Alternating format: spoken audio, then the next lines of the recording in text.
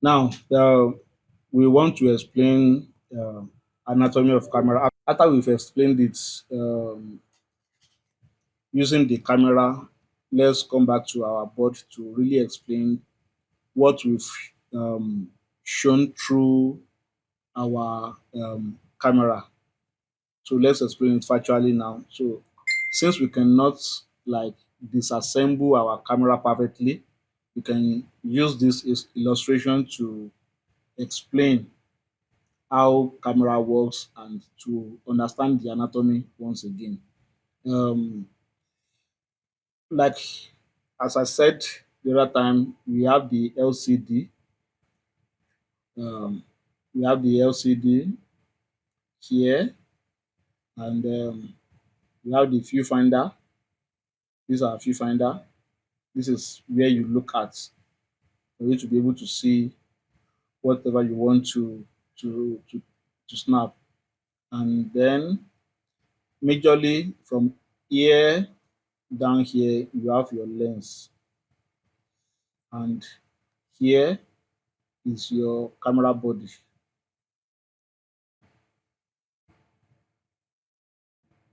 That's your camera body. So you can practically divide it into two, as we said the other time. So you have the camera body and the lens, both attached together from the complete camera. So, but each of them have different elements that works together to form the image that you want to take. So, using this nomenclature, using this illustration, the first thing here is the viewfinder according to this illustration on the screen. So the number one is the viewfinder, and what does the viewfinder does? It tells you to see through whatever you want to capture. So we were told the other time that we have two types of viewfinder. If you are using a DSLR camera, you have the optic viewfinder, and if you are using um, DSLR and you are using mirrorless camera, you have the um, digital viewfinder. You have digital viewfinder, which is for mirrorless. So optic for um, this type of camera, or this type DSLR camera. Then digital um, viewfinder for mirrorless cameras. So now the second thing you will see there, which is not visible to us, is this pentaprism. This whole mechanism here. Number two here is what we call refer to as the pentaprism. We'll explain that later. Pentaprism. And then the third one is this one. Call it focusing screen. It is not visible for you. It is inbuilt inside the camera. You cannot really see it. It is called focusing screen. Then the fourth one is the condenser lens. And number five is the infrared and color filter. This is it. All these ones are not visible to you because they are inbuilt in the camera. But they have their specific functions that they perform.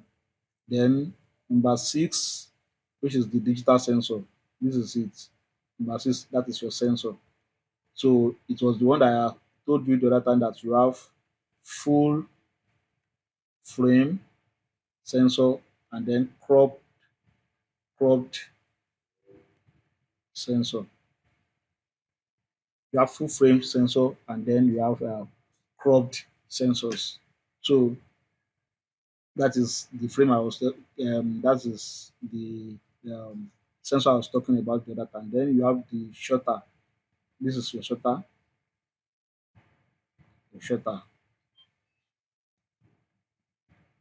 and then you have the display. We've talked about that one the other time. This is it. This is the display LCD. Then number nine, yes nine. Then here, you know all the all the mechanism inside the camera are controlled by some sort of electronics. So that is this is the number nine is all the electronics. They are like the um, The circuit that makes the camera work, it's an electronic device where you control the battery, the save, how you save to the memory card and everything. So everything is embedded on this electronics. It's like the main board, so or the motherboard, as the case may be. If you are talking about a computer, that is the motherboard for the whole system. So then number 10 here is the autofocus system. Autofocus system is connected um, to the shutter. Autofocus system is connected to the shutter, so that is when you press it out halfway, it focuses the lens on what you are about to shoot. So that is connected to the shutter button. Connected to the shutter button. So that is it. So um, then the reflex mirror. Number 11. This is the reflex mirror. The reflex mirror. Then we will explain everything what each of them does. Then we have the focusing elements. All these ones, they are called the focusing elements. They are set of glasses, different type of glasses, converging glasses. You can see how you can see concave glasses, different type of them. They are embedded here to refocus the light that is coming through the lens from here. So they are the one that does that focusing to make sure that the light is sharp, is really focusing on the subject that you are trying to focus on. Then number 13, that is your aperture. So this is your aperture that I talked about the other time that we said is inside the lens that provides the opening. So as the light is coming, traveling from here, all the light that is coming from here, as they are traveling here, this is the guy that regulates its aperture. So it can open wider or get closer. You get it now? So this is it. That is the aperture. You can either open wide or open closely.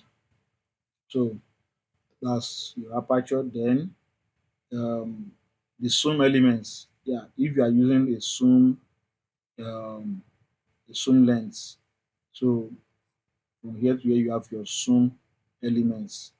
Then front light gathering elements. So the uh, different types of lenses that are in front here, they are the one that will first receive the light, gather all the lights together, then send it through the lens, through the aperture, focus ring, focusing elements, focusing rings, and then before they now reach the image sensor here. And then, of course, without this guy, Mr. Battery, nothing can work. You understand now? So there is another thing that they should have included here, which they didn't put, and that is your memory card.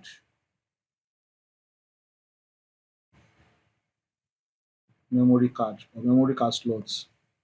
So even if you have the battery and you don't have this guy, you have no camera. Or you have this guy and you have no battery, and you don't have a camera. So these two must be present in your camera before your camera can function.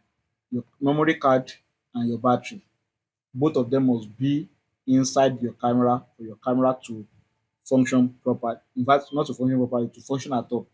Ehen. Because none of these cameras comes with inbuilt memory. So assuming that they come with inbuilt memory, then you may not worry about memory card. And they don't come with inbuilt batteries as well. Otherwise, you have to worry with about your battery. So when you are going for any shoot, make sure that you don't forget these two guys at home.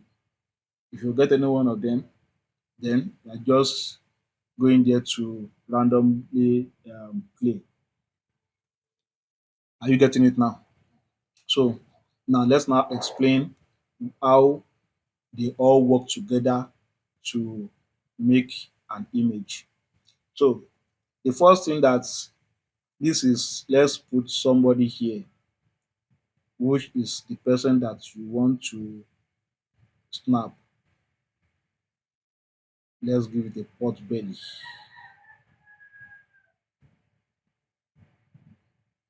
So this is the person that you want to snap, and this person is standing in front of your camera. So this whole thing, this whole person in front of you, to your photography is considered light. Are you getting it now? Ehen. Anything in front of you that you want to capture in photography is considered as what? As light. Are you getting it now? Now, so once you point your camera towards any object to be captured, what your camera is sensing is light, because that is how your brain works. Your brain simply, through your eyes, is sensing light. Are you getting it now? All everything in front of me now, all I'm seeing is a reflection of the light that is coming to my eyes, and my brain is interpreting them. So all of the lights that is coming into the camera now are these arrows. So every one of them is just coming from different angles. Everyone is coming from different angles. Then we have this number 15, which is they are the gathering elements, front light gathering elements. So they gather all the lights together. As that camera is looking at us now, recording it now. So everything in front of it, the first receiving elements in front of in the lens, they are the gathering elements. So they gather all the lights, available lights together, and then they transmit it into the lens. That is their own work, to gather lights and then transmit it into the lens. And then once they get there, if you are using a zoom lens, this is just like a kind of vacuum space. This is just like a kind of vacuum space, just an extension to extend the lens. Are you getting it now? So in between here, you can see the amount of space they put here. So it's just to extend the lens. So this space, if you are not using a zoom lens, this space can be completely removed. If you are not using a zoom lens, it can completely be removed. So, but because the light that is coming here, that is coming through the gathering elements, once they get here, because we are trying to zoom, there must be something that will coordinate them again, that will coordinate the light again, so that they can properly focus on what we are trying to focus. And that's the reason for this other type of glasses that is inbuilt in in between the zoom space. Are you getting it now? So they provide you with the opportunity to zoom from one range to the another. And that is, like I told you the other time, it is measured in mm. So you can see a lens ranging from 18 mm to 135 mm. You can see 24 mm to 70 mm, and so on and so on like that. You can see 16 to 35 mm. It depends on the kind of lens that you are buying. So it's measured in millimeter, and it is called the focal point, focal focal length. This the focal length. So when they say what is the focal length of your camera, so this is what they are defining to. That is the range. It is 18 mm to 135 mm. That's your focal length. You get it now. So we'll talk about focal length later. Focal length later. Now, so once the light passed through the gathering elements, and then it escaped the zoom space as well. So once it escaped the zoom space, then the next thing it will encounter is your aperture. That is the next thing it will encounter, your aperture. So, and we've explained what your aperture does. Your aperture is to control the amount of light that was received or that was sent up to this place. It is this guy that will now regulate it. You want more light, open up the aperture. You want to narrow the light coming in and increase the aperture. And as I told you the other time, aperture is measured in f-stops. So you have f to whatever, f64 or so, depending on the type of lens you are using. Are you getting it now? And the smaller the number, the bigger the hole. The bigger the number, the smaller the hole. Always remember that. So the smaller the hole, the lesser the light that is permeable to go into the camera. The bigger the hole, the more the light that is permitted to go into the camera. So after it escaped this area, then you have your focus focusing elements. They are the glasses that will help you to now focus the light that this aperture permits to come in. They are the ones that will now help you to focus them directly on the subject. So it's just like you are sending a lot of things, just like um, a lot of water coming from different places, and you're now channeling them towards one single gutter, one single drainage system. Are you getting it now? So one there was a rainfall, then erosion was coming from this side, coming from another side. Everywhere cannot just be flooded like that. There must be a control system, and that control system is the drainage. So all the erosions are controlled to enter into the drainage. Are you getting it now? They are controlled to enter into the drainage, and then they will now start moving in one single direction. So exactly the same thing that is happening here. Now, as I was saying, so you have these focusing elements to properly direct the light that was coming from the aperture then into the camera. But before they reach the image sensor, blocks it again. Something blocks it again. And that thing is this mirror. It is this mirror, which is the reflex or the relay mirror. Now, the essence of this mirror is simply to transmit the light to the viewfinder. The essence of the mirror is simple. The essence of the mirror is just that it wants to transmit the light that is coming from all the spaces from the lens, from the gathering elements to the zoom elements, through the aperture, then through the focusing elements, down to the viewfinder. That is the essence of this mirror. Are you getting it now? So, and that is why it is placed at angle 45 degree. It's always aligned at angle 45 degree, so that the light that is coming from here, it can project it up here, and then this one project it down to this one, and this one now project it to the viewfinder. Are you getting it? That is why they call it, it is optic viewfinder.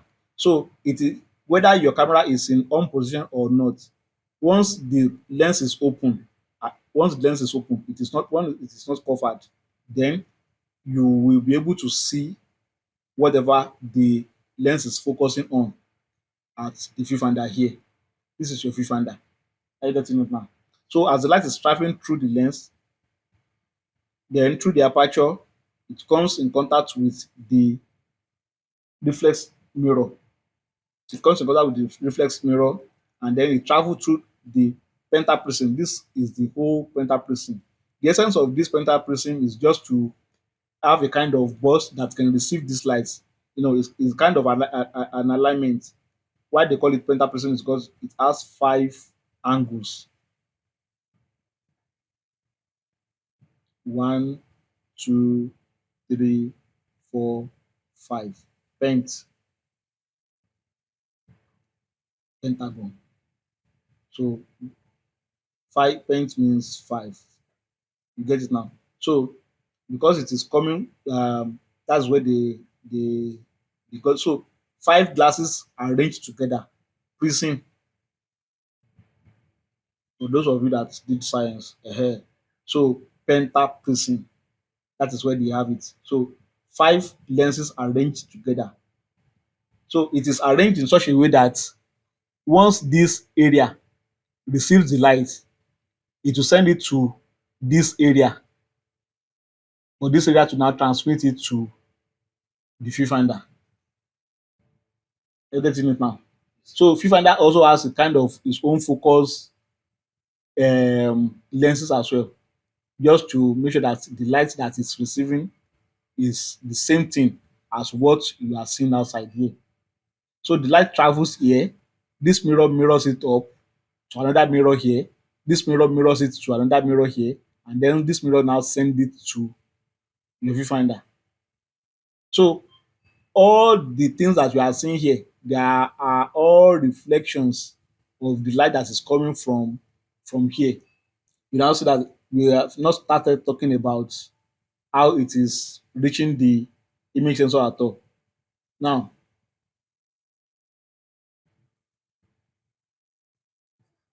that is how light um, reaches the viewfinder. The same light that you have, let's redraw our human being. Now, this guy, this mirror is a potential obstacle. Is a potential obstacle. It's an potential obstacle to all the other elements here because it is perfectly covering the whole space. Are you getting it now? So this guy must give way, must move up for everything here to be able to receive the light. Are you getting it now? So that is why you hear paka, you hear the shutter sound when you are shooting. So what you are hearing is not the shutter sound, you are hearing the mirror sound.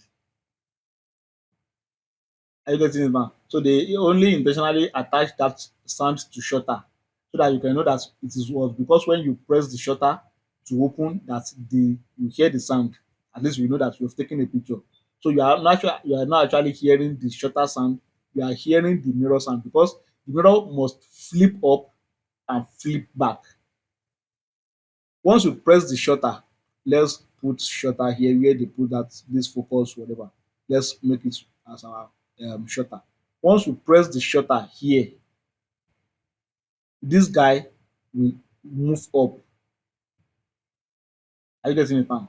It will move up and the light that is coming will not be able to travel here. Then the shutter, the shutter that is covering everything here will now open. Are you getting it now? The shutter will now open, and once the shutter now opens, then the image sensor, which is here, the image sensor, which is the digital sensor here, will receive the light. Are you getting it now? So it will now process it through all these elements. Number nine, all these whatever it is called here, electronics.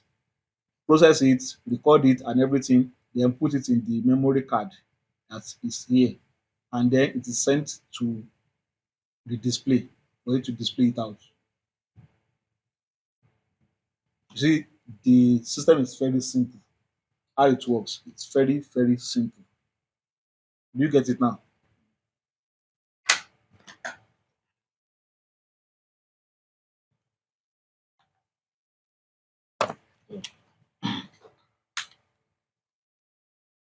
If you look at it now, when you press the shutter, let me see. Okay, you see, it moves up. You see, it moves up. So it is the movement of it moving up and closing back. That is the sound that you are hearing. So this mirror must go up like this. By the time it goes up, it will cover completely the viewfinder. at this point in time, the viewfinder will become blank. Are you getting it now?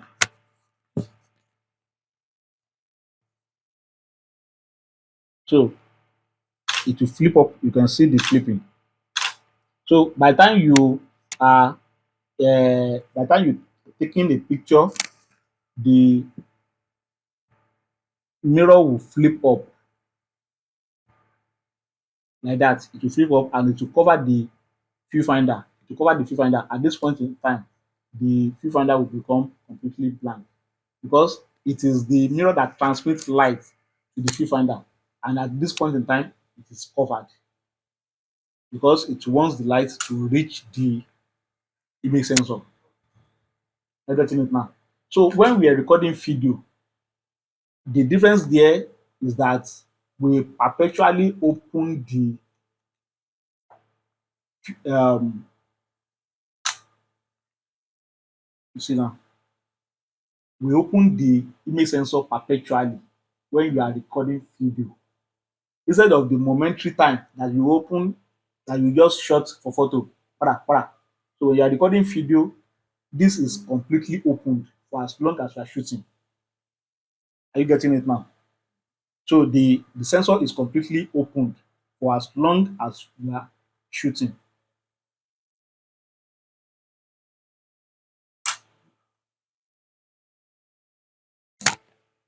So that is the difference. So video is just a continuous form of picture. So you are taking multiple pictures in a single seconds. So that is why when they want to rate videos, you can say they will either tell you it is 25 frames per seconds or 50 frames per seconds. What this means is that the video can record 25 pictures in 1 seconds. You get it now? That as we open it perpetually, what this means that it's taking 25 pictures per seconds. And if it is 50 frames, it means that it's taking 50 pictures per seconds. So because it's taking a lot of pictures per seconds, so your movement will become smooth. You get it now? So your voice is not recorded with the picture. Your voice is recorded alongside the picture. So at the end of the day, the two is now matched together to form a video. So the camera automatically does that. As the video is recording the pictures, it's recording sound on its own and on its own. I get it now. It's not recording the two together. I get it now. It's recording the sound on its own and it's recording the videos or the pictures on its own. If you set it to 50 frames per second, it is recording 50 pictures per second. So it will give you a lot of smoothness because there are a lot of pictures taken in just 1 second. So you can do a lot of things with it. You can slow it down as much as you want compared to the number of slow motions you can get with 25 frames. Because this is like double of this one. You get it now. So by the time you now press stop, it will now automatically merge the pictures and the sound together. So by the time you now export it, by the time you must have seen me when you are export video, I will now detach the audio from the video. So by the time you export it to your video editing app, you can now detach it if you want to detach it, and you don't want to detach it, you can continue editing like that. Are you getting it now? So that is how it works. So your light comes from outside like that, and then the converging lens converge everything into a light that can travel directly into the lens. And then if you are using a zoom lens, then you have this space that gives you the opportunity to extend the lens, to zoom out the lens, and then you reach the aperture, and the aperture controls your exposure and what, depth of field, ludo, depth of field. So the O F. So your aperture will control your exposure and your depth of field. What does your depth of field means? The amount of area that will be in focus in the image. So you control that those two things with your aperture. And now, once your aperture allows the light to travel, then it comes in contact with the focusing elements. So they now properly direct the light. Okay, let's focus particularly on this subject. This is where you do the focusing through this by pressing halfway the shutter button. You press down halfway. So they will connect with this one and then focus it halfway. And once they escape that area, they come in contact with the lens. Sorry, with the mirror, with the reflex mirror. They come in contact with the reflex mirror, and once they come in contact with the reflex mirror transmits the light to the pentaprism, and then the pentaprism simply transmits the light to the viewfinder. Now, once you press the shutter to take the image, the mirror must flip up to give room for the light to travel straight down to the shutter. So the shutter will now open. Immediately the shutter opens, it will give way to reach the image sensor. Once the image sensor receives the light, it captures the light, process it, and then send it to the memory card and then display it on the viewfinder. Sorry, on the LCD, and displays on the LCD. It's simple on the LCD screen. So that is just a simple way by which your camera works. So your shutter here, you use it to control two things as well: exposure and to freeze moment. This is where you show whether you want it crystally sharp or to show to blur or to show movement. This is where you determine it. You determine that with your shutter. The shutter will determine the exposure, the amount of light that comes in contact with the image sensor, because your aperture permitted a certain amount of light. So your shutter will now determine as well. Do you want your image sensor to receive the whole of the light that the aperture permitted or not? Are you getting it now? So your aperture has already opened up to permit, let's say, 100% of light. So the aperture will now determine, do I want to permit all the 100% to reach the image sensor or not, and then for how long. So the shutter will now open up for certain seconds or certain minutes, depending on what you're trying to do. So, and then it is simply to control what the amount of light that is coming from here, from the aperture to the image sensor. So it controls the exposure as well. Then it freeze moment. Do you want to show movement or do you want to freeze it? Do you want to blur it or do you want to make, if you want to us to see it in just one single position? A fast moving car, do you want us to see the blurriness of how it is moving, or do you just want to freeze it in one single place? As you are waving your hand, do you want it to show the movement or you want it to just freeze in one side? So this is where that is what you use to determine. If you want to freeze it, use a fast shutter speed that corresponds to the speed of your hand. Or if you want to show the movement, use a slow shutter speed that will show the movement as you are waving your hand. So that is just it. That is basically how your camera works. Any question? Okay. My question is that which part of the camera is used to record voice? Okay. The part of the camera that is used to record voice is because we're dealing with light now. That's why we are not talking about it. There is audio jack, or no, there's an audio device built inside the camera as well.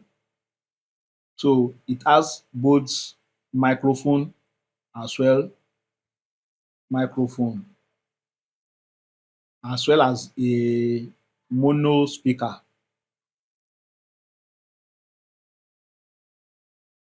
So you can play back. So the audio device that is inbuilt inside the camera, are you getting it now? Is connected to the electronics as well. So once once the microphone, once you turn to video recording and the microphone hears the sound that you are making, it captures the sound, starts recording it. Are you getting it? Along with the video, along with the photos that you are taking, which we call videos. So it will record it alongside. And then once you stop, piam, the electronics, all the system that they've inbuilt in this will take the picture from the image sensor or from whatever means that is inbuilt inside the camera. You take the picture from there, then they take the voice from audio from the sound system that is inside of it, then plus the two together, and then they will give you what you now have as video. So video is simply photo plus audio. Are you getting it now? So that is what a video is. Video is simply photo and audio. So if you record a video that doesn't have audio, it's just by your own decision to record a soundless video. It's not that. So your video means photo and then audio, both put together. So this is how basically your camera works. So let's recap again. Let's recap in simple way. This is your subject that you want to photograph in front of you. The light travels here. It have contact with the gathering elements. The gathering elements converge the lights and sends them into the lens. So if you are using a zoom lens, you have this vacuum space, this space that allows you to zoom out or zoom in, and then this one helps you to converge the light and then sends it to the aperture. And once the aperture receives it, it controls two things: exposure and depth of field. And once that is done, then it sends it to the focusing elements. It helps you to properly make sure that the all the lens glasses are focusing on that particular subject. And once they leave there, it comes to the mirror. The mirror sends the light to the pentaprism. The pentaprism sends the light to the viewfinder for your eyes to be able to see it.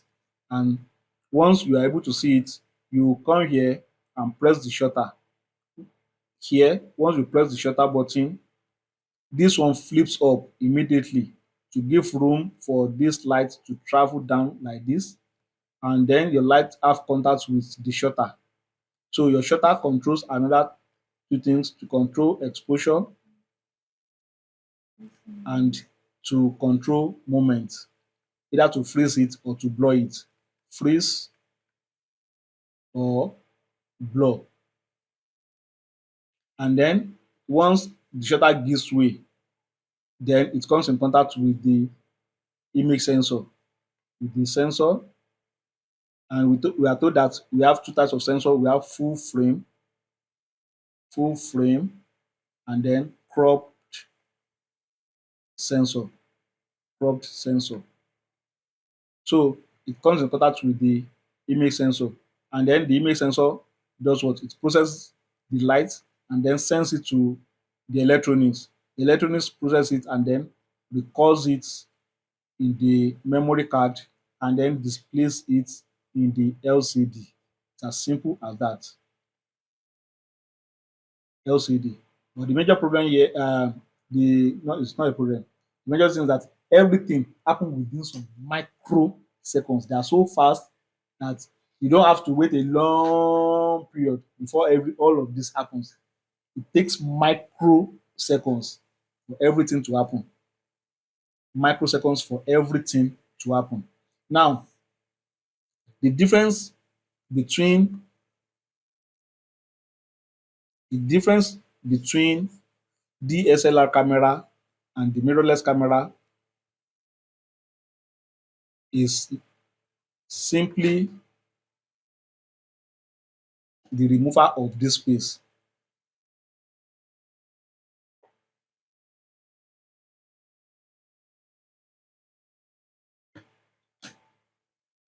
this whole thing, this whole mirror mechanism is eliminated in the mirrorless camera, and that is why the name becomes mirrorless. That is, not having mirror.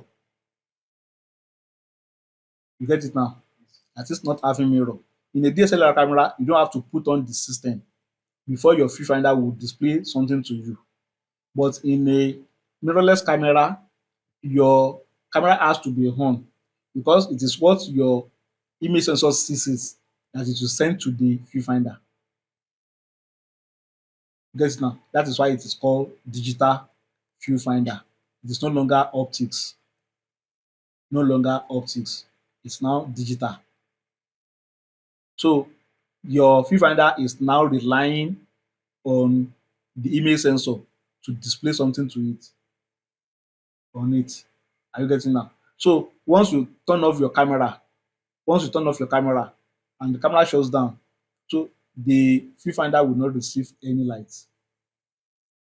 Are you getting it now? The viewfinder will not receive any light. So your viewfinder is dependent on the image sensor. So once the image sensor receives light, it sends it to the viewfinder for you to see. And that is why in most cases these days, because whatever you are seeing through the viewfinder is also displayed on the LCD. So majority of people who are using mirrorless camera, you don't see them hold the camera close to their face any longer like this. So because whatever they want to view through the viewfinder is already displayed on the screen. So they simply hold their camera like this.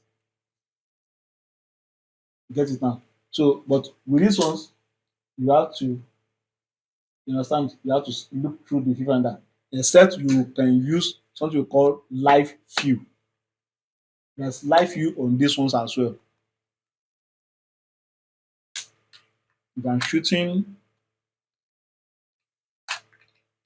let me go back to manual mode. So if I'm shooting here now, I can turn on my live view. So if I turn on the live view, I can begin to see whatever that is through um the LCD as well on the DSLR camera. But at that point in time, my viewfinder will not work because I've already flipped out the mirror. The mirror is now covering the viewfinder.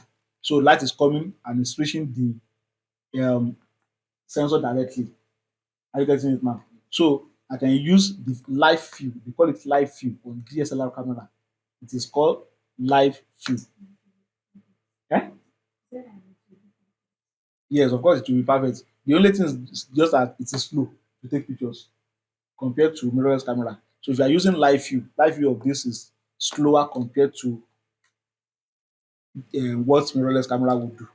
Why this one will still be struggling to focus on whatever you want to capture. That one will have captured a lot of other things. So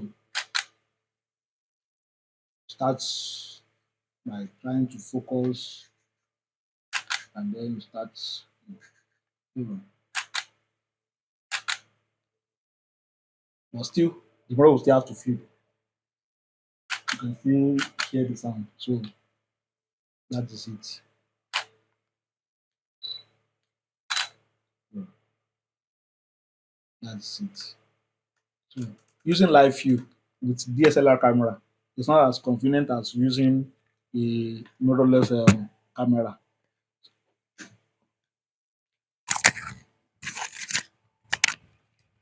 So that is the primary difference between a DSLR camera and a mirrorless camera. All this pentaprism system, all this mirror system was completely removed in so every other thing stays the same. Every other that thing stays the same. Then the mirrorless camera become more compact. You can see how bulky this is compared to that one. You get it now. You can see how bulky this is compared to that one. So because the whole space that is occupied by this um, mirror structure has been removed. So the camera was that was like this before has now been reduced like by almost half. So has now been removed by almost half. So and then it also gives the opportunity for the lens to come more closer to the image sensor, because you can see the from here. Let's say this is our lens. Let's clean.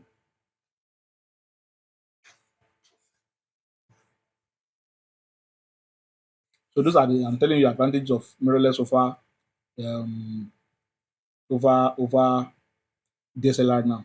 So the distance from here to here, in science they believe that there is a considerable loss of light, because the light has to travel a lot of distance from here to this place.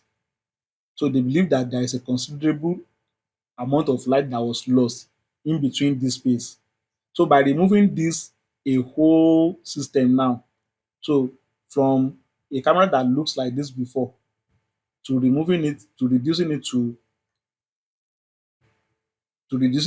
something like this, then the lens that was here before can now move here. So basically now is as if you are placing the lens directly on the image sensor.